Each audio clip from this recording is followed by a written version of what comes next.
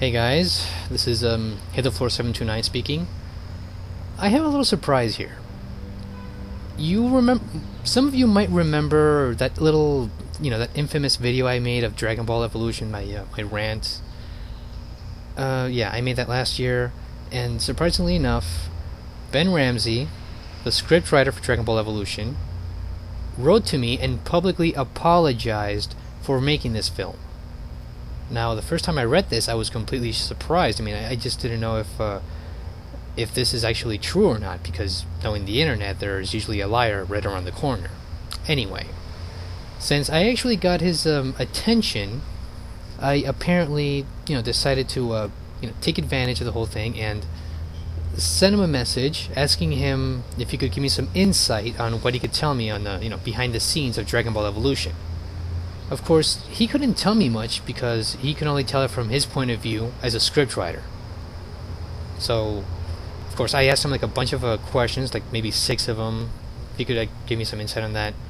He could only answer it from his point of view of just writing the script, and that's it. Because, of course, he was working on other stuff as well. So, this is what I have, and trust me, this is legit. This is real. This is what he wrote to me. I can only comment on my part of the process because after I finished my drafts, I was completely out of the loop. My final draft was turned in sometime in 2005, I believe. I was brought in to adapt the Dragon Ball Z mangas and the cartoons into a mainstream feature. And since the Dragon Ball universe is so expansive, the decision was made to do an origins film, so it had to start with Dragon Ball. The studio didn't want to do a children's movie, so the decision was made to explore Goku's teenage years and do it as a PG-13 coming-of-age story. The original drafts were based on the Search for the Dragon Ball saga, where Goku, Bulma, Roshi, Oolong, Yamcha, and Puar all meet. The next change was to take out the talking animal angle in an effort to make the story more adult. I did, however, have a cameo from Oolong doing the Oolong the Terrible story, but playing it straight. Puar was Yamcha's cat, whom he taught to steal. I also had a brief cameo from Krillin. The villains of the story were Pilaf, Mai, and Shu. They freed Piccolo from containment, but he is weak from the centuries of captivity. He sends them on a mission to find the Dragon Balls so they can wish himself strong again and take over the Earth. Tambourine also makes a cameo as one of the foes they must battle as well as androids. My task as a writer was to introduce a new audience to the Dragon Ball universe, so the decision was to start off with a conventional feeling movie and gradually add more and more familiar Dragon Ball elements until by the end of the movie we would be in full-on Dragon Ball Z mode. I even had Goku flying off his Nimbus cloud at the end.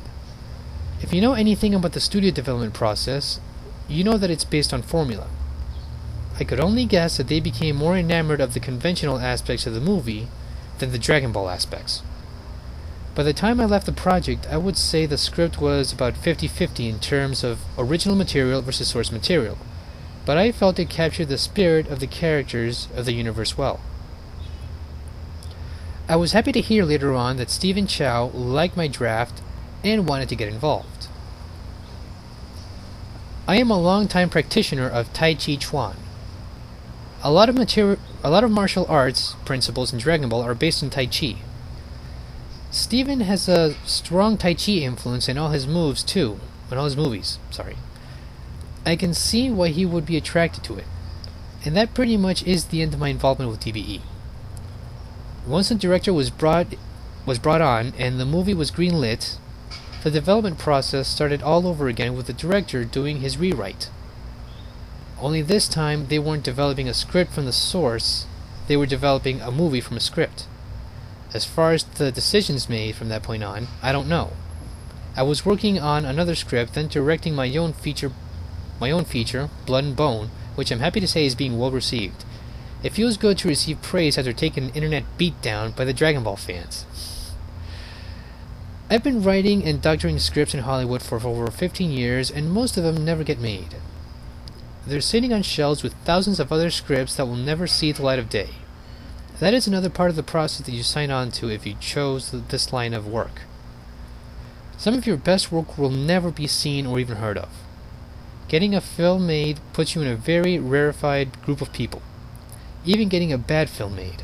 So all the lumps you take from fans is the price you pay for admittance into the club.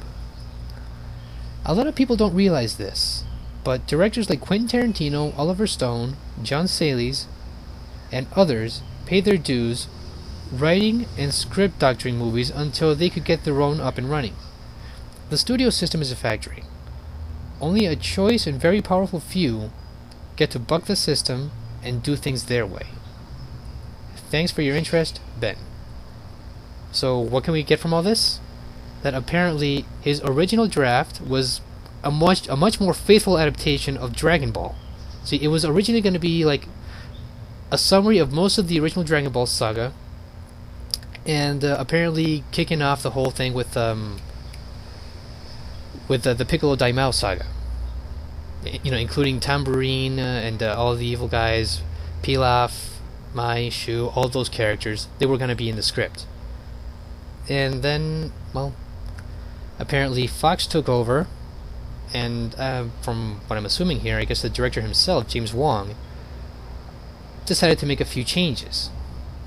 A few, more like a lot of changes.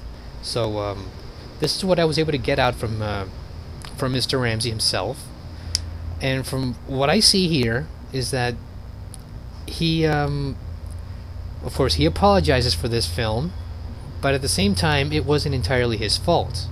See, he wanted to be more faithful to the story, but other people screwed it up for him. So this is what I got.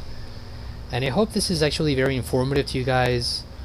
And just to be clear on this, I don't want anyone to be bashing Ben Ramsey, because, as you can see, it wasn't entirely his fault. So I guess you could forgive him. Depends on how you see this, of course. I'm glad you could glad to inform this to you guys, the fans of Dragon Ball Z. Also, thanks for listening, thanks for watching, and until next time, peace out.